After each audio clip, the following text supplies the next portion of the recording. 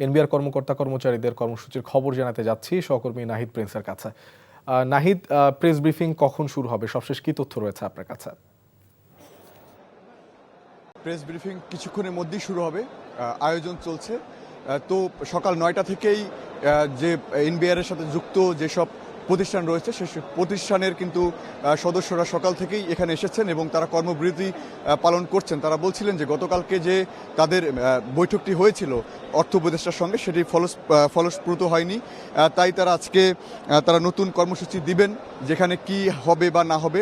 তারা বলছিলেন যে তার সরকারের পক্ষ থেকে যে বলা হয়েছিল যে নীতি নির্ধারণী যে এবং বাস্তবায়নে যে দুটি ভাগ করা হয়েছে সেই দুই ভাগ না করে একই ছাতার নিচে এটিকে রাখতে হবে। তো সরকারের পক্ষ থেকে এটি অনড় যে তারা এটিকে দুই ভাগে বিভক্ত করবে এনবিআরকে। তো এটি তারা এখনও মানছেন না। তারা বলছিলেন যে সেই তারপরে তাদের নিয়োগ প্রক্রিয়া কি হবে, তারপরে পদ পদবি নিয়েও কিছুটা শঙ্কিত তারা। তো 2018 সাল থেকেই কিন্তু সরকারের পক্ষ থেকে এই এনবিআরকে দুই ভাগে বিভক্ত করার উদ্যোগ তারা নিয়েছিল, কিন্তু এটি বাস্তবায়ন পুরোপুরি ঘটেনি। সরকারের পক্ষ থেকে যেটি বলা হয়েছিল যে এটি যদি বাস্তবায়ন করা হয় তাহলে বাংলাদেশে যে বিনিয়োগ সেটি বাড়বে।